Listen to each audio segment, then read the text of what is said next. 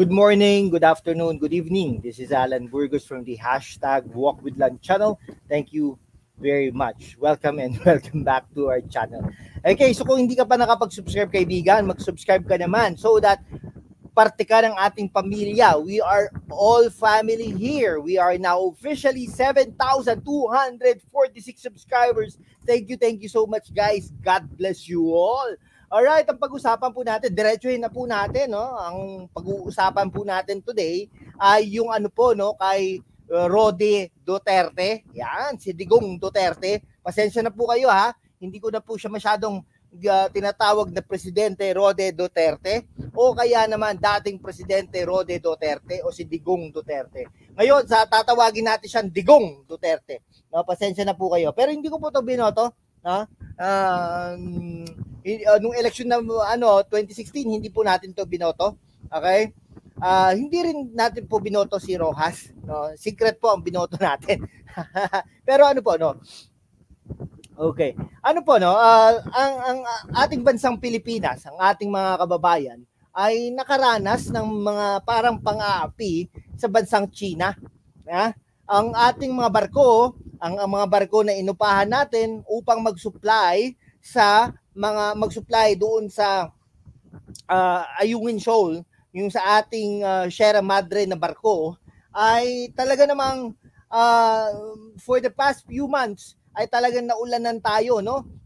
Binomba tayo ng water cannon, nagkaroon ng mga maneuvers na very dangerous, nagkaroon ng mga injuries ang ating mga kasundaluhan, ang ating mga Coast Guard, ang ating mga mangingisda. Kahit mga mangingisda natin kahit hindi lang Coast Guard ang nangano sa kanila, pati yung mga militia, no? Militia na fishermen nila ay talaga namang sadyang inaapi ang ating mga barko, ang ating mga bangka. Kalalaki ng Coast Guard nila, ang liit ng Coast Guard natin, no? Ang liit ng mga bangka natin, barko natin. Talaga namang binobomba ng mga hinayupak na ito. Pasensya na po kayo ha. Tawagin na nating hinayupak itong bansang China na ito. Tapos ngayon may dati tayong pangulo na magsasabi na mas mahal niya ang China kaysa sa US. No? Bakit mo mahal ang China? Hindi ba dapat natural per se, no? Kung ikaw ay Pilipino, lalong-lalo na kung ikaw ay naging presidente ng Pilipinas, ay talagang natural sa iyo na magalit, no? Magalit sa mga incheck na ito. Dahil nananalaytay ang mga kaduguhan mo, no? Ang dugo mo sa mga dugo ng mga inaaping ito, no? Kapwa mo sila Pilipino. Kahit hindi ka taga Luzon, taga Mindanao ka, pero Pilipino ka, Digong Duterte. Bakit naman ganon? No? Tapos nagkaroon pa ng secret deal, gentleman's agreement between that particular president, yung si Z. Anong problema doon? Mga kababayan ko. Normal ba 'yun? Sasabihin ni Digong Duterte na pisting yawa, no? Pisting yawa. Mahal ko ang China kaysa sa US. Okay lang na sabihin mong hindi mo mahal ang US, Hindi mo mahal ang US, kumbaga, no? Hindi mo mahal ang Trump administration, ang Biden administration. Natural lang yon na sabihin mo yon. Pwede pa naming tanggapin yan. Pwede ko pang tanggapin yan. Pero ang sabihin mo na mahal mo ang China, no? In spite of yung mga ginawa nila sa ating mga kababayan, lintik naman, pisting yawa talaga, no? Kita mo na sugatan, no? Ang hirap kaya masugatan. Tingnan niyo po, masugatan ka sa noo, kahirap, dumudugo yung mga yan, no? Buti na lang itong mga to hindi takot sa dugo, hindi nagpanik, kumbaga. Hindi nataranta, kumbaga, no? Ang hirap po ng ganun. Kayo po, yung pamilya ng mga yon, di ba? Syempre, binigyan niya ng gobyerno, pero ginanito ang kababayan mo, tapos sasabihin mo, mas mahal mo pa ang China? Anong klase namang yan? No? Alam mo, kung nalaman lang natin na may ganyan palang agreement, kahit na in the past, yung administrasyon mo ay talaga namang obvious na you are leaning towards China, no? Mga decision mo ay more of China, no? Mga gano'n, no? Natural, pwede din naman natin sabihin, ginawa mo yon dahil iniiwasan natin na magkaroon ng digmaan, na parang inuutakan mo ang China, pero hindi, tayo ang nautakan. No? tayo ang nautakan dahil nga naman, no, pinabulok. Dahil doon, pinabulok yung Sierra Madre na barko, no? Pag yan nawala, mga kababayan ko, no, halos lahat na ng South China Sea ay talagang mapupunta na sa bansang China. Ang layo, no? Ang layo na South China Sea. Nagkataon lang siguro na ang pangalan ng lugar na yan ay South China Sea, no? Pero nung unang panahon, tawag naman talaga dyan South China Sea. Pero in reality, that is a West Philippine Sea. Diba? Nako, ano ba naman? Doon sa Ilocos Sur, no? Ilocos Sur, Ilocos Norte. Dati, ang tawag dyan ay South China Sea. No? Ano yun? Ibig sabihin nun, sa inyo yan? No? Kalapit, no? Kalapit dun sa Ilocos Sur, Ilocos Norte. Magtampisaw ka doon. Sa inyo ba yan? South China Sea, sa inyo ba yan? Anong klase naman yan? Diba? Ito si Rodi Duterte, no? Talagang mas mahal niya ang bansang China kaysa sa bansang US. Natural yon. Pero wag namang sabihin na mahal niya ang China kahit na ginaganito ang mga kababayan niya, no?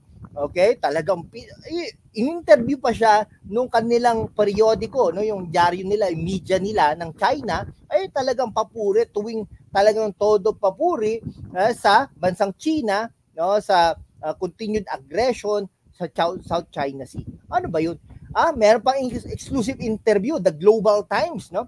An English language newspaper funded by the Chinese government. Tandaan natin, itong Global Times ay pinondohan ito ng Chinese government na ayaw niya ang imperialist behavior having colonized the Philippines for 40 years.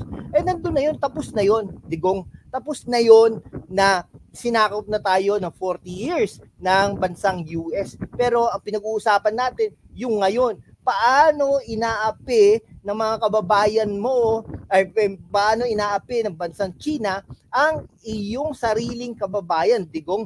Yun ang katotohanan doon, no? Sabi pa, ano talaga, no? Talagang mas gusto niya ang China kaysa sa Amerika, no? Yung habit daw na yung saying things and doing what they are doing now. Syempre, natural 'yon, no? Kakapit din si Bongbong Marcos diyan dahil wala tayong maaasahan sa pag-uusap natin sa bansang China.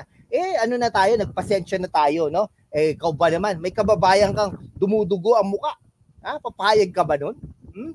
Ano ba? Hindi ka ba nagagalit sa bansang China? Putik. Hindi mo pa pwedeng sabihin, ay putang, hindi mo pa pwedeng murahin, imbis na murahin mo ang iyong sariling presidente, no? Ang presidente ng Pilipinas, imbis na murahin mo yan, murahin mo si Xi. Sabihin mo, ganunin mo, murahin mo yung presidente ng China dahil ginaganyan ang kababayan mo, Rodi Duterte. Ikaw, ano ba? Ano ba yung arrangement nyo? No? Ang arrangement nyo ba, everybody was happy, no? Everybody, China should also go there and fish. Hindi dapat nangingisda ang mga taga-China diyan. Ang nangingisda diyan ay mga Pilipino. Pero anong nangyayari? Imbis na ganoon ay sinusugatan pa nila, sinasaktan pa nila ang mga mangingisda at mga navy ng ating bansa, no? Ang ating Coast Guard ng ating bansa. Tama ba 'yun? Okay? Now, ini-expect niya i-retain na lahat ng policy ni Duterte, no? Ni Bongbong Marcos. Hindi pa pwede 'yun, mga ganyan, hindi pa pwede 'yun, 'di ba?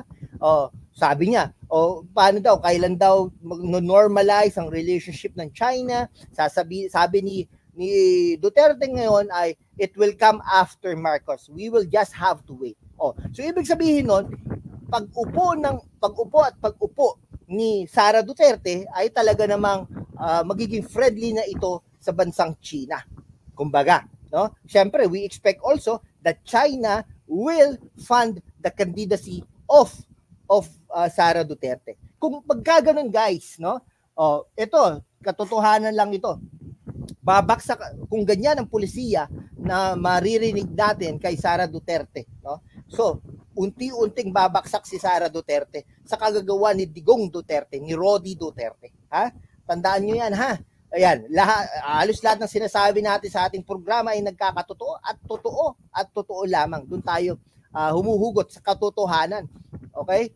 Kaya Anong problema natin diyan, no? Talagang dati, no, nung una sinabi natin, sure win na 'yan si Sara Duterte, wag lang siyang magkakamali. Ngayon, nakikita na natin ang unti-unting pagkakamali ni Sara Duterte at ang kanyang mga panig sa pangunguna ni Rodi Duterte, ni Digong Duterte, ha?